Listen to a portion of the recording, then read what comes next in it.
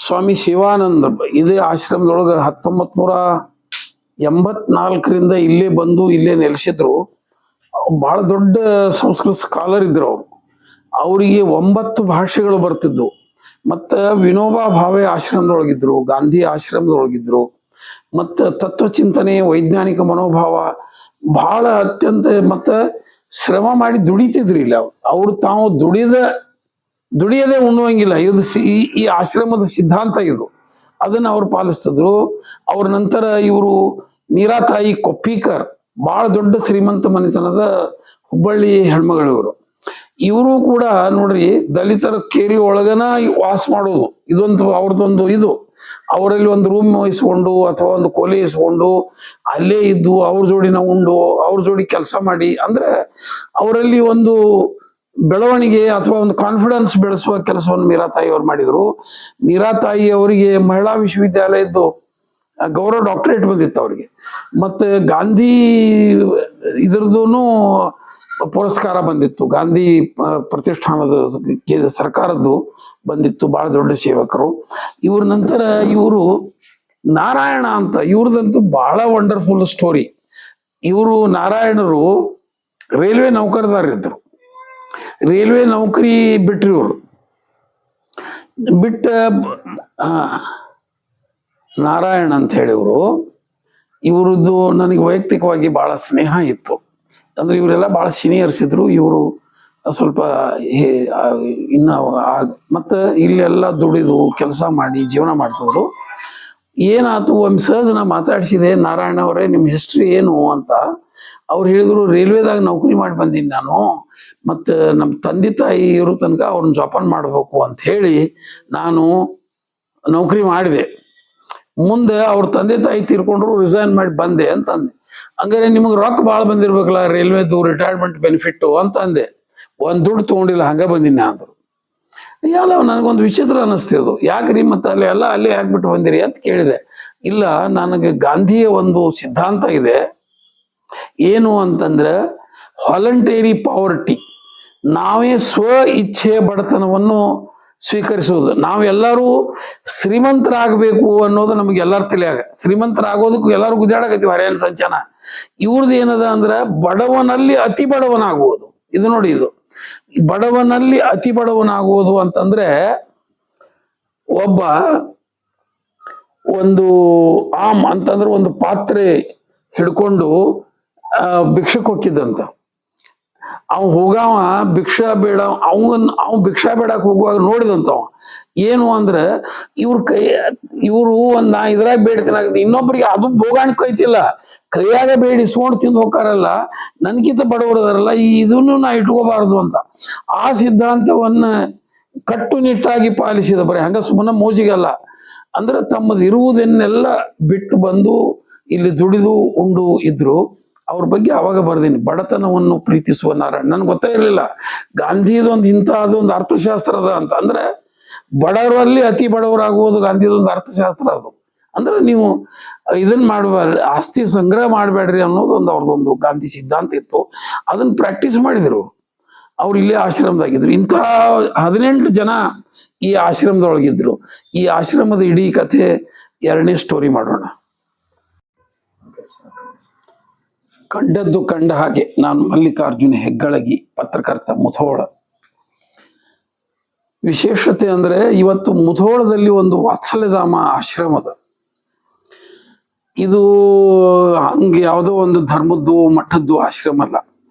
ಗಾಂಧಿ ಮತ್ತು ವಿನೋಬಾ ಭಾವೆ ಅವರ ಜೊತೆಗೆ ಇದ್ದ 18 ಮಂದಿ ಹಿರಿಯ ಸಾಧಕರು ಬಂದು ಇಲ್ಲಿ 1984 ಈ ಆಶ್ರಮ ಶುರು ಆಯ್ತು. ಇಲ್ಲಿ ಬಂದು ಇಲ್ಲೇ ನೆಲೆಸಿ ಬಹಳ ಮಂದಿ ಇಲ್ಲೇ ಹಸ್ತಂಗತರಾದರವರು. ಗಾಂಧಿ ಜೋಡಿ ಇದ್ದವರು, ವಿನೋಬಾ ಜೋಡಿ ಇದ್ದವರು, ರಾಷ್ಟ್ರಕ್ಕೆ ಅರ್ಪಿತ ಮನೋಭಾವದವರು ಬಂದು ಇಲ್ಲಿ 2.5 ಎಕರೆ ಜಮೀನು ತಗೊಂಡು ಮಾತಾ ರುಕ್ಮಿಣಿ ಆಶ್ರಮ ಅಂತ ಇದನ್ನು ಕಟ್ಟಿದ್ದಾರೆ. ಮಾತಾ ರುಕ್ಮಿಣಿಯವರು ವಿನೋಬಾ ಭಾವೆಯವರ ತಾಯಿ, ಅವರ ತಾಯಿಯ ಸ್ಮರಣೆಯಲ್ಲಿ ಈ ಆಶ್ರಮವನ್ನು ಕಟ್ಟ್ಯಾರ. ಅವ್ರ ತಾಯಿ ಇಲ್ಲೇ ಜಮಖಂಡಿ ಅವರು. ಆ ಕಾರಣಕ್ಕೆ ಈ ಆಶ್ರಮ ಆದದ್ದು. ಅವ್ರು ಎಷ್ಟು ಸಾಧಕರಿದ್ರು ಅಂದ್ರೆ ಅವ್ರದ್ದು ಮೊದಲನೇ ಪ್ರಿನ್ಸಿಪಲ್, ತಾವು ಸ್ವತಃ ನೂಲ್ತಿದ್ರು, ನೂತ ಬಟ್ಟೆನ ಧರಿಸ್ತಿದ್ರು. ಹೊಲದಲ್ಲಿ ಕೆಲಸ ಮಾಡ್ತಿದ್ರು, ಕೆಲಸ ಬಂದ ಆದಾಯದೊಳಗನೆ ಬದುಕೋದು. ಅಲ್ಲಿ ಏನು ಆದಾಯ ಬರ್ತೈತಿ, ಹಾಲು ಇದನ್ನ ಮಾರಿ ಅಂದ್ರ ಈ ಲಿಮಿಟೆಡ್ ಆದಾಯದೊಳಗನೆ ಜೀವನ ಮಾಡುವುದು ಅವ್ರದ್ದು. ಅದನ್ನ ಮಾಡ್ತಿದ್ರು. ನಾ ಸ್ವತಃ ನೋಡ್ತಿದ್ದೆ. ಒಂದು ಅಪರೂಪದ ಜೀವನವನ್ನ, ಅವರ ಋಷಿ ಜೀವನವನ್ನು ಅಷ್ಟೂರು. ಒಂದಿಷ್ಟು ಹೆಣ್ಮಕ್ಳು ಇದ್ರು, ಗಂಡು ಮಕ್ಕಳು ಇದ್ರು. ಅದಕ್ಕೆ ಒಬ್ಬೊಬ್ರು ಪರಿಚಯ ಹೇಳಿದನಿ ಇಲ್ಲಿ. ಅಂತ ಆಶ್ರಮ ಇದು ದೇಶಕ್ಕೆ ಅರ್ಪಿತವಾದದ್ದು. ಅವ್ರೆಲ್ಲರೂ ಹೋಗ್ಯಾರ. ಈಗ ಸಾಧಕರಿಲ್ಲ. ಈಗ ಇರುವವರು ರಮೇಶ್ ಒಬ್ಬರೇ.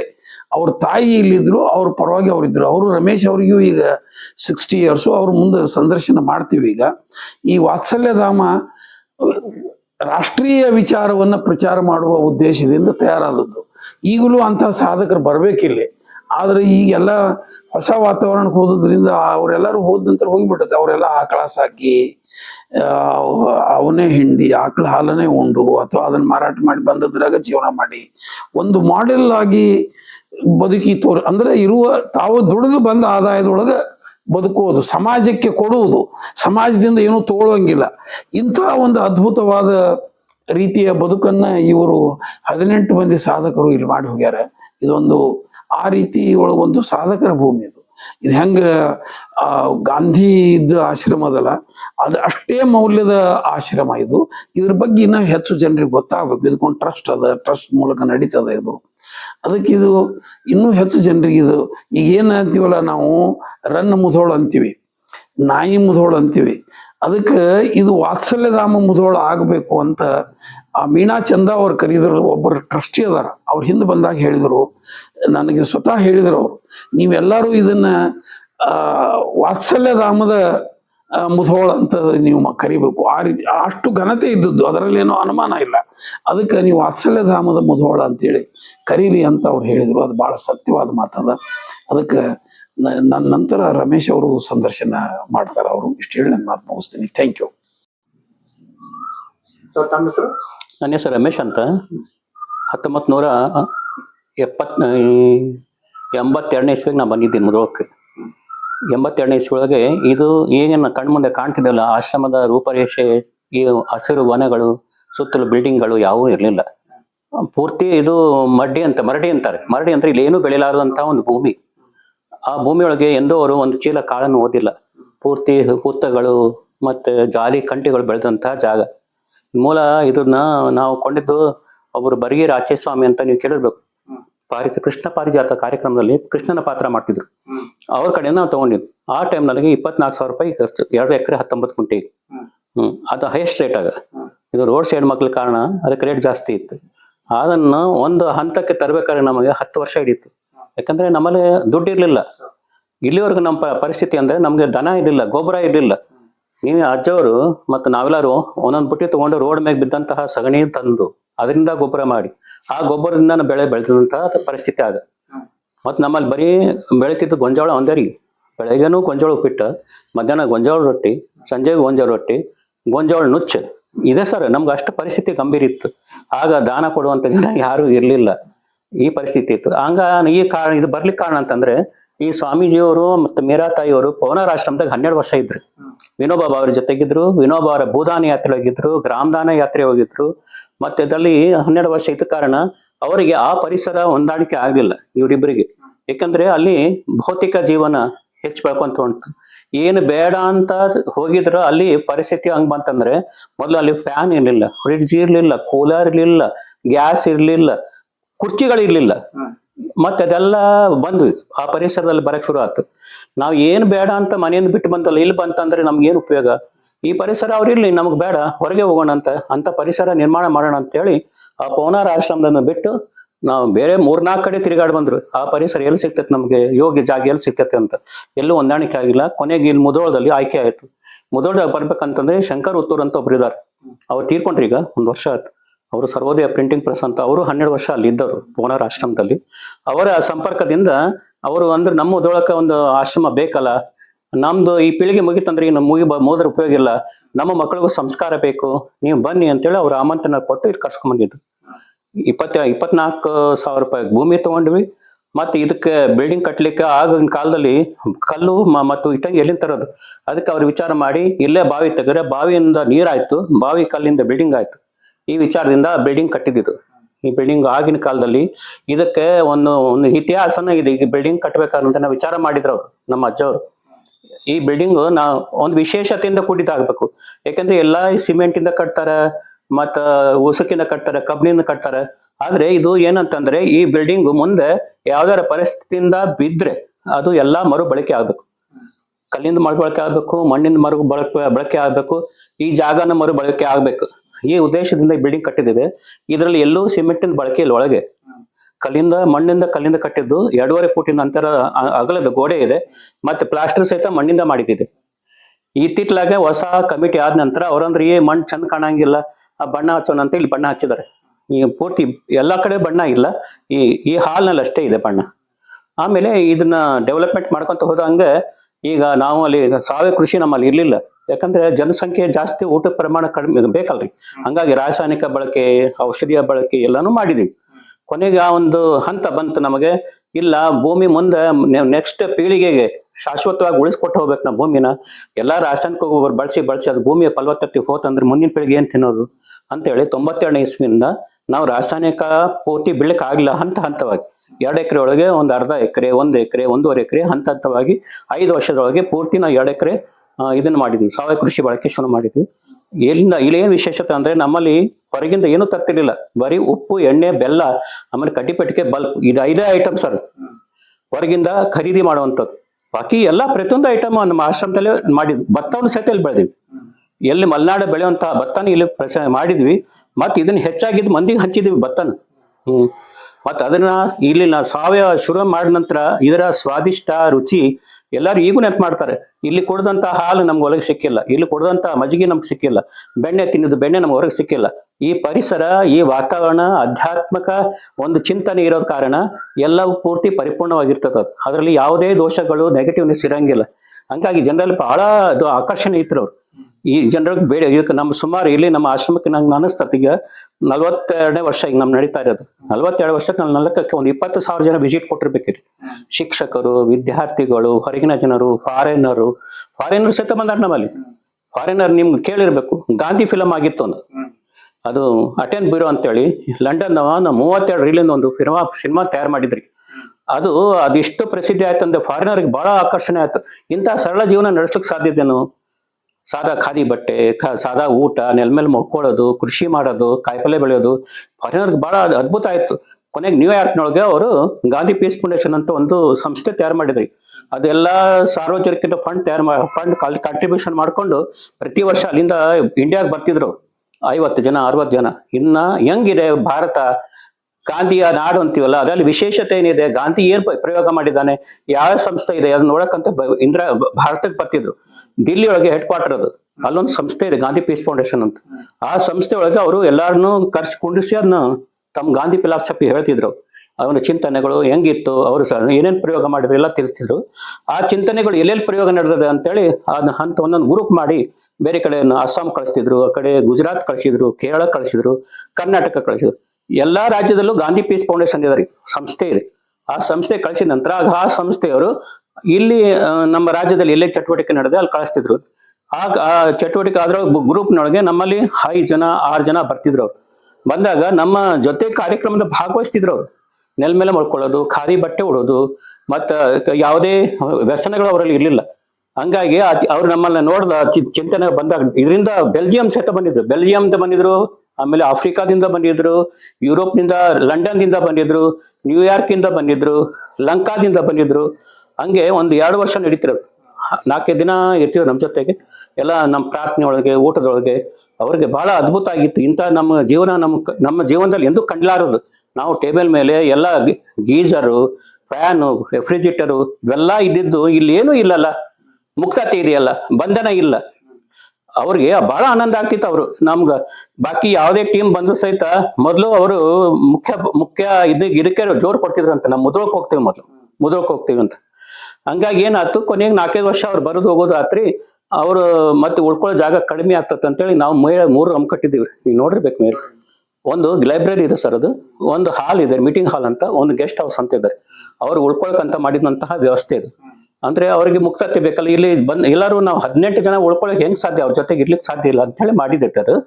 ಆಮೇಲೆ ಅದು ಕಾಂಟ್ಯಾಕ್ಟ್ ನಮ್ಮ ಅಜ್ಜವ್ರ ಜೊತೆ ಇಂಗ್ಲಿಷ್ನ ಕಾಂಟ್ಯಾಕ್ಟ್ ಇತ್ತು. ಎಷ್ಟೋ ಜನ ಪತ್ರ ಮರಿತಿದ್ರು. ಅವ್ರು ತೀರ್ಕೊಂಡ ನಂತರ ಬಿಡ್ತು. ಇಷ್ಟಕ್ಕಾಯ್ತ್ರೆ. ಆಮೇಲೆ ನಮ್ಮ ಇದ್ರೊಳಗೆ ಏನಂತಂದ್ರೆ ಈ ವಿಷಯವನ್ನು ಹೇಳ್ಬೇಕಂತ ಸ್ವಲ್ಪ ವಿಚಾರಗಳು ಹೆಗ್ಗಳಿಗೆ ಇವ್ರು ಹೇಳಿದ್ದಾರೆ. ಅದ್ರ ಕೆಲವು ಬಿಟ್ಟು ಹೋಗಿದೆ, ಅದನ್ನು ಹೇಳ್ಬೇಕು ಅಂತ ಮಾಡ್ತಿದ್ದೀನಿ. ಇದು ನಮ್ಮ ಸೇವಾನಂದ ಸ್ವಾಮೀಜಿ ಅವ್ರು ಏನಿದಾರಲ್ಲ, ಮೂಲತಃ ಕೇರಳದವರು, ಪಾಲ್ಘಾಟ್ ಜಿಲ್ಲೆಯವರು, ಬ್ರಾಹ್ಮಣ ಪರಿವಾರದವರು. ಅವರು 8 ಜನ ಅಕ್ಕಂಗಿರು, 3 ಜನ ಅಣ್ಣ ತಮ್ಮಂದ್ರು, 11 ಜನ. ಇವರು ಸಣ್ಣವರಿದ್ದಾಗನೇ ಅವರಿಗೆ ಮೆಟ್ರಿಕ್, ಆ ಟೈಮ್ನಲ್ಲಿ ಮೆಟ್ರಿಕ್ ಮಾಡಿದ್ರು ಅವ್ರು.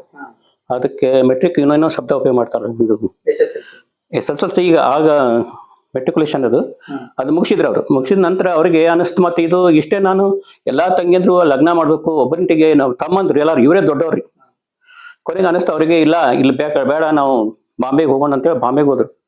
ಸಿಟಿ ಬ್ಯಾಂಕ್ನಾಗ ಕೆಲಸ ಮಾಡ್ತಾರೆ ಸರ್, ಫಾರಿನ್ ಬ್ಯಾಂಕ್ನಾಗ ಪ್ರಾಮಾಣಿಕವಾಗಿ ಕೆಲಸ ಮಾಡಿದ್ರು. ಆಮೇಲೆ ಅವ್ರಿಗೆ ಸ್ವಾತಂತ್ರ್ಯ ಚಳವಳಿ ಏನೋ ಅನೌನ್ಸ್ ಆಯ್ತಲ್ಲ, ಚಲೆ ಜಾವ್ ಚಳವಳಿ, ಆ ಚಳವಳಿಯಾಗಿ ಭಾಗವಹಿಸ್ಬೇಕಂತೇಳಿ ಬ್ಯಾಂಕಿಗೆ ರಾಜೀನಾಮೆ ಕೊಟ್ಟು ಅವ್ರು ಹೊರಗೆ ಬಂದ್ರು.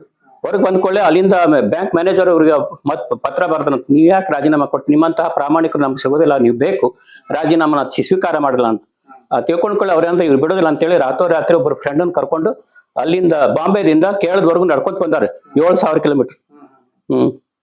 ಎಲ್ಲೋ ಅವ್ರಿಗೆ ಅರೆಸ್ಟ್ ಮಾಡ್ಬೇಕಂತ ಪೊಲೀಸ್ನ ಇದು ಕೊಟ್ಟಿದ್ರು ಬ್ರಿಟಿಷರು, ಏನಾರ ಪಬ್ಲಿಕ್ ಮೀಟಿಂಗ್ ಮಾಡ್ತಾರೇನೋ ಅಂತೇಳಿ. ಅಲ್ಲಿ ಬಂದ ನಂತರ ಅವ್ರಿಗೆ ಅರೆಸ್ಟ್ ಮಾಡ್ತಾರೆ ಕೇರಳದಾಗ. 3 ವರ್ಷ ಜೈಲ್ನಾಗಿದ್ರು. 3 ವರ್ಷ ಜೈಲ್ನಾಗಿದ್ದ ನಂತರ ಮತ್ತೆ ಹೊರಗೆ ಬಂದು ಮತ್ತೆ ಅವ್ರ ಅಕ್ಕಂಗೆ ಲಗ್ನ ಮಾಡ್ಬೇಕಲ್ರಿ, ಪೋಸ್ಟ್ ಆಫೀಸ್ನ ಕೆಲಸ ಮಾಡಿದ್ರು. ಆಮೇಲೆ ಶಾರ್ಟ್ ಹ್ಯಾಂಡ್ ಕೆಲಸ ಆಫೀಸ್ನ ಕೆಲಸ ಮಾಡಿದ್ರು. ಅದೆಲ್ಲ ಮಾಡಿ ಅಕ್ಕಂಗಿದ್ದು ಎಲ್ಲರೂ ಲಗ್ನ ಮಾಡಿದ್ರು. ಒಪ್ತಮ್ಮ ಇದ್ರಾಗ ಡೆಕ್ಕನ್ ನಾಗ ಚೆನ್ನೈದೊಳಗೆ ಅವನು ರಿಪೋರ್ಟರ್ ಇದ್ರಿ. ಒಪ್ತಮ್ಮ ಅವನು ಬ್ಯಾಂಕ್ನಾಗ ಕೆಲಸ ಮಾಡ್ತಿದ್ರಿ. ಅವರು ಚೆನ್ನೈದಾಗಿದ್ರಿ. ಅಕ್ಕಂಗಿರಿ ಎಲ್ಲ ಬೇರೆ ಬೇರೆ ಕಡೆ ಇದ್ರು. ಒಬ್ರು ವಿಶಾಖಪಟ್ಟಣದಾಗಿದ್ರು, ಒಬ್ರು ಗುಜರಾತ್ನಾಗಿದ್ರು, ಒಬ್ರು ಬಾಂಬೆದಾಗಿದ್ರು, ಎಲ್ಲ ಅಲ್ಲರ್ ತಮ್ಮ ಬೆಂಗಳೂರಿನಾಗಿದ್ರು. ಎಲ್ಲಾರು ಅವ್ರು ಏನು ಸಂಪರ್ಕ ಇಟ್ಕೊಂಡೇ ಇಲ್ಲ. ಅವ್ರ ಮದುವೆ ಬಿಟ್ಕೊಟ್ಟ ನಂತರ ಅವ್ರಿಗನ್ನಿಸ್ತು, ಇದೇನ್ ಜೀವನ, ನಾವ್ ಎಲ್ಲಾರು ಹೋಗಿ ಎಲ್ಲ ಕೆಲಸ ಮಾಡ್ಬೇಕಂತೇಳಿ ಕೇಳಿದ್ರೊಳಗ್ರಿ ತಮ್ಮ ಸ್ವಂತನೇ ಇದನ್ನ ಸಂಸ್ಥೆ ಮಾಡಿದ್ರು, ಗಾಂಧಿ ಸೇವಾ ಸದನ ಅಂತ, ಅನಾಥರಿಗಾಗಿ ಮಾಡಿದ್ರು. ಅದು ಸ್ವಲ್ಪ ಜನ ಹುಡುಗಾಗ ಡೊನೇಷನ್ ಸಿಗ್ತಿರ್ಲಿಲ್ಲ, ಆಹಾರ ಕೊರತೆ ಅದೆಲ್ಲ ಆಯ್ತ್ರಿ. ಕೊನೆಗೆ ಇದು ನಮ್ಮ ಸಂಸ್ಥೆ ಬೇಡ, ಏನೂ ಬೇಡ, ನಾನು ಸ್ವತಂತ್ರವಾಗಿರ್ತೀನಿ ಅಂತೇಳಿ ಒಂದು ಹೊಳೆ ದಂಡ್ಯಾಗ ಒಂದು ಗುಡಿಸ್ಲಾಕೊಂಡು ಸಾಧನೆ ಮಾಡಕ್ಕೆ 2 ವರ್ಷ ಮೌನ ಇದ್ರು. ಭಗವದ್ಗೀತೆ ಮತ್ತು ಭಾಗವತ ಇದಷ್ಟೇ ಅಧ್ಯಯನ ಮಾಡೋದು ಕೇಳೋದು ಪಾಲ್ಘಾಟ್ ಅಂತ. ಅಲ್ಲಿ ದಿನ ಅಷ್ಟೇ ಅಧ್ಯಯನ ಮಾಡೋದು, ದಿನ 5 ಮನೆ ಭಿಕ್ಷೆ ಬೇಡೋದು, ತಂದು ಮನೆಗೆ ಊಟ ಮಾಡೋದು. 2 ವರ್ಷ ಮೌನ ಇದ್ರು. 2 ವರ್ಷ ಮೌನ ಇದ್ದಾಗ ವಿನೋಬಾ ಭಾವೆಯವರು ಇದಕ್ಕೆ ಭೂದಾನ್ ಯಾತ್ರೆಗೆ ಅಂತ ಬಂದ್ರು. ಪದಯಾತ್ರೆ ಮಾಡ್ತಿದ್ರು, ಗೊತ್ತಿರ್ಬೇಕು. 70,000 ಕಿಲೋಮೀಟರ್ ಅವ್ರು ಪದಯಾತ್ರೆ ಮಾಡಿದ್ರು ಭಾರತದಾಗ ವಿನೋಬಾ ಅವರು. 70,000 ಕಿಲೋಮೀಟರ್, ಮತ್ತೆ 45 ಲಕ್ಷ ಎಕರೆ ಜಮೀನು ಅವನು ಜನರಿಂದ ಸಂಗ್ರಹ ಮಾಡಿದ್ರು. ಅದನ್ನೆಲ್ಲ ಬಡವರಿಗೆ ಹಂಚಿದಾರೆ ಬಿಡ್ರಿ. ಅದ್ರಾಗ ಒಂದು ಕೇರಳದೊಳಗೆ ಪದಯಾತ್ರೆಗೆ ಇವರು ಜೊತೆಗೆ ಸೇರಿದ್ರು. ನೀ ಇಲ್ಲಿ ಕುಂತ ಏನ್ ಮಾಡ್ತೀಯ, ಜನರಿಗೆ ಬೇಕಾಗಿರಿ ನಿಮ್ಮಂತವ್ರು, ಒಳಗ್ ಕುಂತ ಏನು ಉಪಯೋಗಿಲ್ಲ, ಜಗತ್ತಿಗೆ ಮರ್ತು ಬಿಡ್ತದ ಅದು, ನಮ್ ಜೊತೆ ಬಾ ಅಂತೇಳಿ ಅಲ್ಲಿಂದ ಕರ್ಕೊಂಡ್ಬಂದಿದ್ರು. ಅವ್ರ ಜೊತೆಗೆ ಬೋಧಾನ್ ಯಾತ್ರೆಗಿದ್ರು. 1959 ಇಸ್ವಿಯೊಳಗೆ ವಿನೋಬಾ ಅವರು ಒಂದು ಆಶ್ರಮ ಮಾಡಿದ್ರು, ಪವನಾರ ಆಶ್ರಮ ಅಂತ, ಬ್ರಹ್ಮ ವಿದ್ಯಾ ಮಂದಿರ ಅಂತ. ಆ ಮಂದಿರದೊಳಗೆ ಅವ್ರು ಇದ್ರು. ಆಗ 15-20 ಜನ ಇದ್ರು ಸರ್. ಅವರು ಅಲ್ಲೊಂದು ಏನ್ ಪ್ರಯೋಗ ಮಾಡಿದ್ರು ಅಂತಂದ್ರೆ ಕಾಂಚನ ಮುಕ್ತಿ ಪ್ರಯೋಗ. ಹಣವನ್ನು ಮುಟ್ಟಬಾರದು 2 ವರ್ಷ. ಆ ಟೈಮ್ನಾಗೆ ಎಣ್ಣೆ ತರಂಗಿಲ್ಲ, ಉಪ್ಪು ತರಂಗಿಲ್ಲ, ಮತ್ತೆ ಬೆಂಕಿ ಕಡ್ಡಿ ತರಂಗಿಲ್ಲ, ಮತ್ತ ಲೈಟ್ ಇಲ್ಲ. 2 ವರ್ಷ. ಮತ್ತ ಉಳುಮೆ ಮಾಡೋ ಸಹಿತ ಎಲ್ಲಾನು ಹಡ್ಡೆ ಮಾಡೋದ್ರಿ. ಎತ್ತಿಲ್ಲ, ಹೆಗಲ ಮ್ಯಾಗ ನೊಗ ಇಟ್ಕೊಂಡು ಕೆಲಸ ಮಾಡೋರು ಇದಾರ. ನೀರನ್ನು ಹೊತ್ಕೊಂಡ್ಬರೋದ್ರಿ, ಬೀಸೋದ್ರಿ, ಮತ್ ಜೋಳ ಬೀಸೋದ್ರಿ, ಮತ್ತೆ ರೊಟ್ಟಿನ ತಾವೇ ಮಾಡೋದ್ರಿ. ಮತ್ ರಾತ್ರಿ 6 ಗಂಟೆ ಆತಂದ್ರೆ ಮುಕ್ಕೊಂಡ್ಬಿಡೋದು. ಅಂದ್ರೆ ಒಂದು ಕಾಂಚನ ಮುಕ್ತಿ ಪ್ರಯೋಗ, ಹಣವನ್ನು ಮುಟ್ಟಬಾರದು ಅಂತ. ಮತ್ತ ಅಷ್ಟು ಕಠೋರವಾದ ನಿಯಮಗಳು ಮಾಡಿದ್ರು. ಮತ್ ಮಲ್ಕೊಳ್ಳಕ್ಕೆ ತಟ್ಟಿಂಚಿಲ್ಲ, ಅಲ್ಲಿನ ಹಾಸಿಗೆ ಗಾದಿ ಇಲ್ಲ. ಅಂತ ಪ್ರಯೋಗ ಮಾಡಿದವ್ರಿ. ಕೊನೆಗೆ ಅವರು 3 ವರ್ಷ ಜೈಲ್ನಾಗಿದ್ರು ಸರ್, ಸ್ವಾತಂತ್ರ್ಯ ಚಳವಳಿ. ಆದ್ರೆ ನಮ್ಮ ಭಾರತದಲ್ಲೂ ಬಳ್ಳಾರಿಲಿ ಇದ್ರಿ. ಆಮೇಲೆ ಪೂನಾದ ಹತ್ರ ಯಾವ್ದ್ರದು, ಪೂನಾದ ಹತ್ರ ಜೈಲ್ನಾಗಿದ್ರು.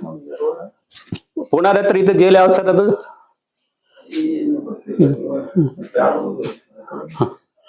ಪುಣಾದ ಜೈಲಿನ ಇದ್ರು. ಆಮೇಲೆ ಕಡಪಾದಲ್ಲಿದ್ರು, ಬಳ್ಳಾರಿಗಿದ್ರು, ಹಂಗೆ 4 ಕಡೆ ಇದ್ರಿ. ಕಡೆಗೆ ಅದು ಶೋಧ ಮಾಡಿದಾಗ ನಮ್ಮ ಇಡೀ ಭಾರತದ ಒಬ್ಬ ವ್ಯಕ್ತಿ ಸ್ವಾತಂತ್ರ್ಯ ಚಳವಳಿಗೆ ರೊಕ್ಕವನ್ನು ಪೆನ್ಷನ್ ತಗೊಳ್ಳಾರ್ದವ್. ಕಡೆಗೆ ಒಬ್ರು ಕೇಳಿದ್ರು, ಯಾಕೆ ತಗೊಳ್ಳಿಲ್ಲ ನೀನು, ಅವಕಾಶ ಇತ್ತಲ್ಲ ನಿಮಗೆ, ನಿಮ್ ನಿಮ್ಗೆ ಆಗ್ಲಿಲ್ಲ, ನಿಮ್ ತಗೊಂಡು ಬೇರೆಯವ್ರಿಗೆ ನೀವು ದಾನ ಮಾಡ್ಬೋದಿತ್ತಲ್ಲ. ಅದಕ್ಕೆ ಅವ್ರ ಒಂದೇ ಒಂದು ಉತ್ತರ ಕೊಟ್ಟು ನಾನು ತಾಯಿ ಸೇವೆ ಮಾಡಿದ್ದೀನಿ, ತಾಯಿಗೆ ಸೇವೆ ಮಾಡಿದ ತಕ್ಕ ಪ್ರತಿಯಾಗಿನ ತೊಗೊಳಕ್ ಅವಕಾಶ ಇದೆಯೇನು? ಅದು ಅಪರಾಧ ಅಲ್ಲ. ಅದು ತಾಯಿಗಾಗಿ ನಾ ಮಾಡಿದ್ದು. ನಮ್ಮ ಭೂಮಿ, ನಮ್ಮ ಭಾರತ ಅಂದ್ರೆ ತಾಯಿ ಸೇವೆ ಮಾಡಿದ್ದೀನಿ ನಾನು. ಅದು ನನಗೆ ಅವಶ್ಯಕತೆ ಇಲ್ಲ, ನಾನು ಬ್ರಹ್ಮಚಾರಿ ಇದ್ದೀನಿ, ನನಗೆ ಖರ್ಚುಗಳು ವೆಚ್ಚಗಳು ಇಲ್ಲ ಅಂತ ಅವ್ರ ಪ್ರಯತ್ನ ಭಾಳ ಜನ ಮಾಡಿದ್ರು. ಅದನ್ನ ಅವ್ರು ಗೆಳೆಯರು ಅಂದ್ರು, ಹಳೇದು 83ನೇ ಇಸ್ವಿಯಿಂದ ಅದು ಪೆನ್ಷನ್ ಸ್ಟಾರ್ಟ್ ಮಾಡಿದ್ದಾರೆ, ನಿಮ್ಗೆ ಈಗಿಂದ ಸಿಗ್ಬೋದು, ಎಲ್ಲಾ ಕೊಡಿಸ್ತೀನಿ ನಿಮ್ಗೆ, ನೀವು ಒಪ್ಪಿಗೆ ಆದ್ರಂದ್ರೆ ನೀವೇನು ಒಂದು ಸಹಿ ಮಾಡ್ರಿ ಅಂತ. ಒಟ್ಟೆ ಬೇಡ ಅಂದ್ರು. ನನಗೆ ಎಂದೂ ಅದು ಆಸೆಗೆ ಅದು ಸಿಗ್ತದಂತ ನಾನು ಸ್ವಾತಂತ್ರ್ಯ ಚಳವಳಿಗೆ ಜೈಲಿಗೆ ಹೋಗಿದ್ದಲ್ಲ ಅಂತೇಳಿ ಅವ್ರು ಅಂದಿದ್ರು. ಅಷ್ಟು ಸರಳ ಜೀವನ ಇತ್ತು. ಈಗ ನೀವು ಫೋಟೋದಲ್ಲಿ ನೋಡ್ಬೇಕಂದ್ರೆ ಆ ಫೋಟೋದಲ್ಲಿ ಅವ್ರಿಗೆ ಬನೀನಿಲ್ಲ, ಅಂಗಿ ಇಲ್ಲ. ಕಾರಣ ಒಬ್ಬ ಮನುಷ್ಯ ಬಂದಿದ್ದ ಇದರಿಂದ ಶಿರಡಿಯಿಂದ ಬಂದಿದ್ರಿ. ಅವ ಬಂದು ಏನಂದ, ಇಲ್ರಿ ನೀವು ನಿಮ್ಮ ನೆನಪಿಗಾಗಿ ನಾನು ಊರಿಗೆ ಹೊಂಟಿದ್ದೀನಿ, ಏನಾರು ಕೊಡ್ರಿ ನನಗೆ. ಅವ್ರಂದ್ರೆ ನಂದು ಏನು ಇಲ್ಲಪ್ಪ, ನಾನು ಸರ್ವಸಂಗ ಪರಿತ್ಯಾಗಿ, ನನ್ನ ವಸ್ತುಗಳೇ ಇಲ್ಲ, ಆಶ್ರಮದಲ್ಲಿ ಇರ್ತೀನಿ, ಪತ್ರ ವ್ಯವಹಾರ ಮಾಡ್ತೀನಿ, ಎಲ್ಲಾನು ಮಾಡ್ತೀನಿ, ಆದ್ರೆ ನಂದಂತೂ ಯಾವುದೂ ಇಲ್ಲ. ಅದಕ್ಕೆ ಅವನು ಭಾಳ ವಿಚಾರ ಮಾಡಿ ಏನಾರು ತೊಗೊಂಡು ಹೋಗ್ಲೇಬೇಕು ಅಂತ ಹಠ ಹಿಡಿದವ. ಇನ್ನ ನೀವು ಮೈ ಮೇಲೆ ಹಾಕೊಂಡಿರ ಬನ್ನಿ ನಾನು ಕೊಡಿ ನನ್ಗೆ ನೆನಪಿಗಾಗಿ ಅಂತ. ಆಗಿಂದಾಗೆ ತೆಗೆದು ಕೊಟ್ಟ ನಂತರ ಅವ್ರು ಬನ್ನಿನೆಂದು ತೊಡಲಿಲ್ಲ ಸರ್. ಅಂಗಿನೂ ಹಾಕೊಳ್ಳಿಲ್ಲ, ಬನ್ನಿನೂ ಹಾಕೊಳ್ಳಿಲ್ಲ. ಅಷ್ಟು ತ್ಯಾಗ. ಮತ್ತು ಅಷ್ಟು ಕಲ್ತಿದ್ರು ಸಹಿತ ಪತ್ರ ದಿನ 15-20 ಪತ್ರ ಬರೀತಿದ್ರು ಸರ್ ಅವರು. ಇಂಗ್ಲೀಷು, ಹಿಂದಿ, ಮರಾಠಿ, ತಮಿಳು, ಮಲಯಾಳಮು, ಕನ್ನಡ ಎಲ್ಲ ಭಾಷೆಲ್ಲೂ ಬರೀತಿದ್ರು ಅವರು. ಈಗ ಸಹಿತ ಎಷ್ಟೋ ಜನಕ್ಕೆ ಒಳಗಡೆ 300-400 ಪತ್ರವನ್ನು ಸಂಗ್ರಹ ಮಾಡಿ ಇಟ್ಟಿದ್ದಾರೆ ಅವರು, ಒಂದು ಪುಸ್ತಕ ಮಾಡ್ಬೇಕಂತ ಬಾಂಬೆದವರು. ಮತ್ತು ಅಷ್ಟು ಸರಳ ಜೀವನ ಇತ್ತು. ಪ್ರತಿಯೊಂದು ವಸ್ತುವನ್ನು ಅದನ್ನ ಯಾವುದೂ ವೇಸ್ಟ್ ಮಾಡಂಗಿಲ್ಲ. ಒಂದು ಸಣ್ಣ ಕಾಗದ ಇದ್ರೂ ಸಹಿತ ಅದು ವೇಸ್ಟ್ ಮಾಡಂಗಿಲ್ಲ. ಆಗ ನಮ್ಮ ವಿಸಿಟಿಂಗ್ ಕಾರ್ಡ್ ಇರ್ಲಿಲ್ಲ ಸರ್. ಆಗ ನಮ್ಮಲ್ಲಿ ಕಾರ್ಡ್ಗಳು ಬರ್ತಿದ್ವು. ಕಾರ್ಡಿನ ಹಿಂಭಾಗ ನಮ್ಮ ಆಶ್ರಮದ ಅಡ್ರೆಸ್ ಬರ್ತಿತ್ತು, ಅದನ್ನ ಕಟ್ ಮಾಡಿದ್ದು. ಕಟ್ ಮಾಡಿ ಇಟ್ಟು ವಿಸಿಟಿಂಗ್ ಕಾರ್ಡ್ ಅಂದ್ರೆ ಅದನ್ನೇ ಕೊಡೋದು. ಅಷ್ಟು ಸರಳ ಜೀವನ.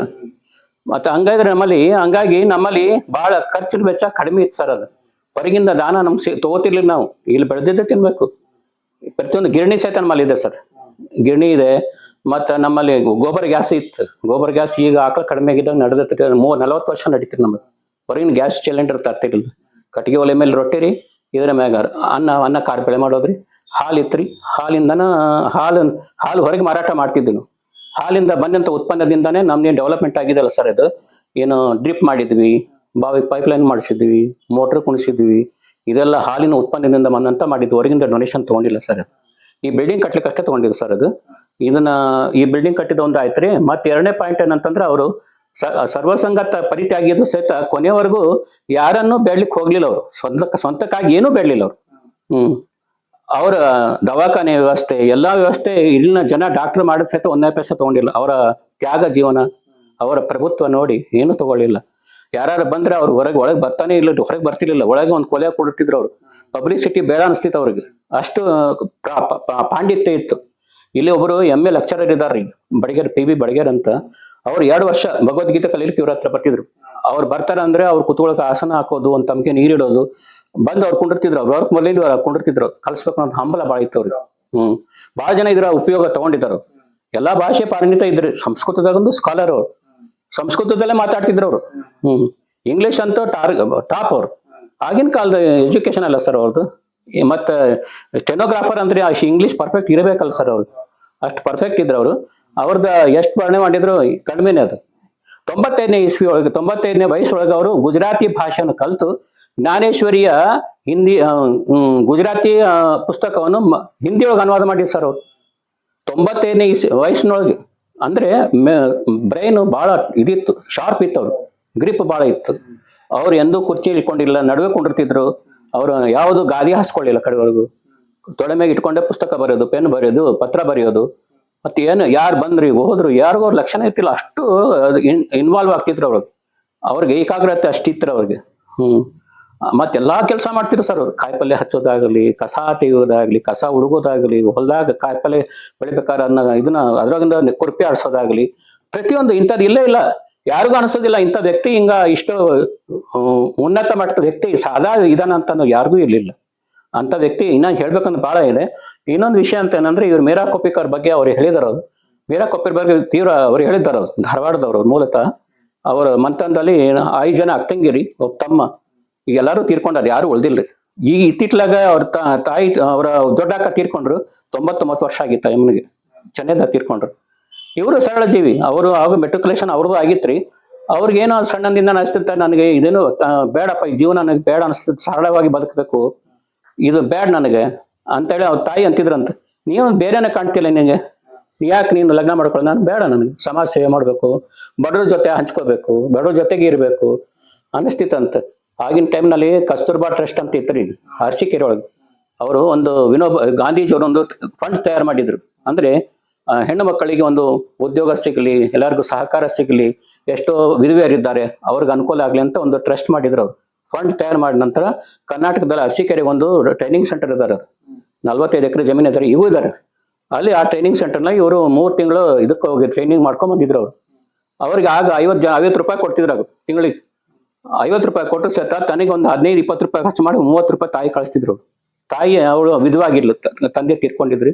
ಮತ್ತು ಅವರು ತಂಗಿರ್ ಲಗ್ನ ಇತ್ತಲ್ರಿ, ಅವ್ರಿಗೆ ಬೇರೆ ಖರ್ಚಿಗೆ ಅಂತ ಮಾಡಿದ್ರು. ಮತ್ತು ತಾಯಿ ಏನ್ ಮಾಡಿದ್ರು, ನೀ ಎಲ್ಲಾರ್ಗು ಲಗ್ನ ಮಾಡಿದೆ, ಎಲ್ಲಾರ್ಗು ಬಂಗಾರ ಕೊಟ್ಟೆ, ಎಲ್ಲ ಮಾಡಿದೆ, ನೀನ್ ಲಗ್ನ ಮಾಡ್ಕೊಂಡಿಲ್ಲ, ನಿನ್ಗೆ ಮತ್ ಮುಂದ್ ಭವಿಷ್ಯಕ್ಕೆ ಏನಾರು ಬೇಕಲ್ಲ, ಈ ಮನೆ ನಿನ್ನ ಹೆಸರನ್ನ ಬಾಡ್ತೀನಿ ಅಂತೇಳಿ ಧಾರವಾಡದಾಗ ಹೈವೇ ಮ್ಯಾಗಿದ್ದಾರೆ ಸರ್. ಅದು ಹೈವೇ ಮೇಲೆ ಇದೆ. ಅದು ಸುಮಾರು 4-5 ಕೋಟಿ ರೂಪಾಯಿ ಕಿಮ್ಮತ್ತು ಸದ್ಯ.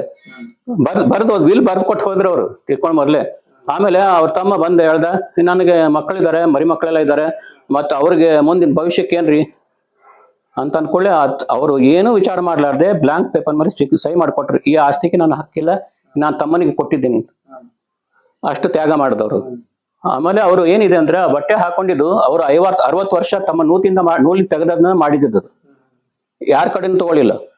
1908 ಅವ್ರಿಗೆ ಸಾವಯವ ಕೃಷಿ ಪ್ರಶಸ್ತಿ ಸಿಕ್ತು ಸರ್. ಅದು ಸಿಕ್ಕಾಗ ಅವ್ರು 52 ಜನ ಕೊಟ್ಟಾಗ ಇವರೊಬ್ಬರೇ ಬೆಂಗಳೂರಿಗೆ ಹೋಗ್ಲಿಲ್ಲ. ಅದಕ್ಕೆ ಆಗ ಕಾರಜೋಳ ಇದ್ರು ಮುದ್ರೋಕ್ಕೆ. ಅವ್ರೇನಾದ್ರು, ಇಲ್ಲ ರೀ, ನಮ್ಮ ಮುದ್ರೋಕ್ ಬಂದಿದ್ದ ಪ್ರಶಸ್ತಿ, ಅದನ್ನು ತಿರಸ್ಕಾರ ಮಾಡಬಾರ್ದು, ತಗೋಬೇಕ್ರಿ ನೀವು ಅಂತ. ನನ್ಗೆ ಅಗತ್ಯ ಇಲ್ಲ, ನಾ ಏನ್ ಸೇವಾ ಮಾಡಿದ್ದು ನಾನು ಖುಷಿಗಾಗಿ ಮಾಡಿದ್ದೀನಿ ಅಂತ ಹೇಳ್ತಿದ್ರು ಅವ್ರು.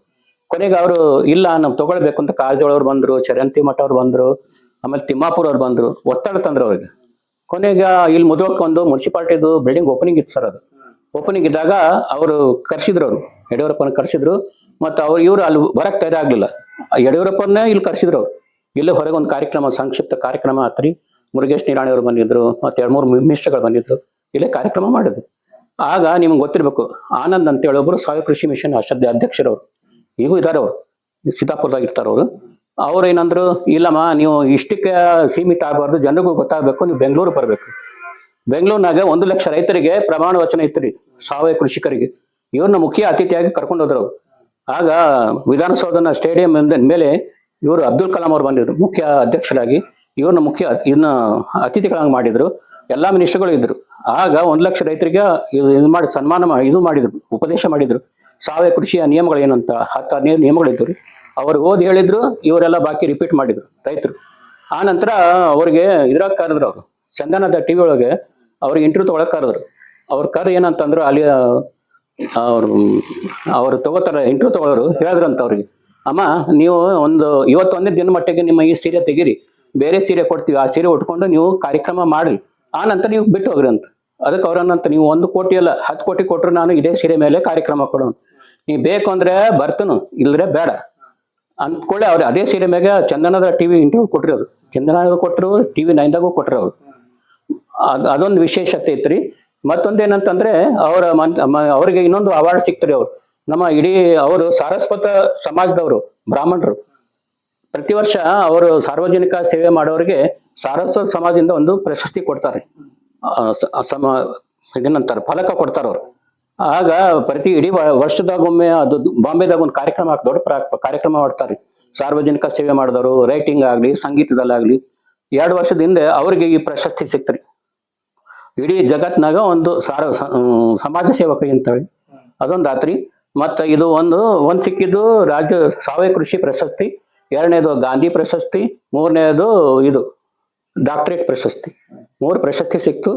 ಬಯಸಲಾರದೆ ಬಂದಿದ್ದು. ಇಷ್ಟವರೆಗೂ ಇದು ಹಂತ. ಮತ್ತು 3ನೇದು ಅಂತ ಅವರು ಅವ್ರ ಬಗ್ಗೆ ಸ್ವಲ್ಪ ಬಿಟ್ಟಿದ್ದಾರೆ. ಅವರು ಗಾಂಧಿ ವಿಚಾರದವರೇ ಇದ್ರು. ಅವರು ಮತ್ತು ಜೀವನದೊಳಗೆ ಬಹಳ ಸೂಕ್ಷ್ಮ ವ್ಯಕ್ತಿ ರೀ. ಕಠೋರ ಜೀವನ ರೀ. ಅವರು ಇದ್ರೊಳಗೆ ಇದ್ದಾಗ, ಅವರು ರೈಲ್ವೆ ಡಿಪಾರ್ಟ್ಮೆಂಟ್ನಾಗ ಇದ್ರು. ಅವರು ಇದ್ದಾಗ ಅವ್ರು ಬಹಳಷ್ಟು ಪ್ರಯೋಗ ಮಾಡ್ತಿದ್ರಂತ. ಅಂದ್ರೆ ಜನರೊಳಗೆ ಪ್ರಾಮಾಣಿಕತನ ಬರ್ಲಿ ಅಂತೇಳಿ ಹೆಂಗ್ ಫಾರಿನಲ್ಲಿ ಏನ್ ಮಾಡ್ತಾರಂತ, ಈಗ ಬಸ್ನಲ್ಲಿ ಹೋಗ್ಬೇಕಾದ್ರೆ ರೊಕ್ಕ ಹಾಕೋದು, ಟೋಕನ್ ತಗೊಳ್ಳೋದು. ಹಂಗಾಗಿ ಅವ್ರಿಗೆ ವಿಚಾರ ಮಾಡಿದ್ರು ಗಾಂಧಿ ಅದು ಪ್ಲಾಟ್ಫಾರ್ಮ್ ಮೇಲೆ ಒಂದು ಬೆಂಚ್ ಮೇಲೆ ಕಾರ್ಡು ಸ್ಟ್ಯಾಂಪು ಇಂಗ್ಲೆಂಡ್ ಲೆಟರು ಅವೆಲ್ಲ ಇಟ್ಬಿಡೋದು, ಒಂದು ಕಾಯಿನ್ ಬಾಕ್ಸ್ ಇಡೋದು, ಅದ್ರಾಗೆ ಅವರು ರೊಕ್ಕ ಹಾಕಿ ಅದನ್ನ ಕಾರ್ಡು ತಗೊಳೋದು.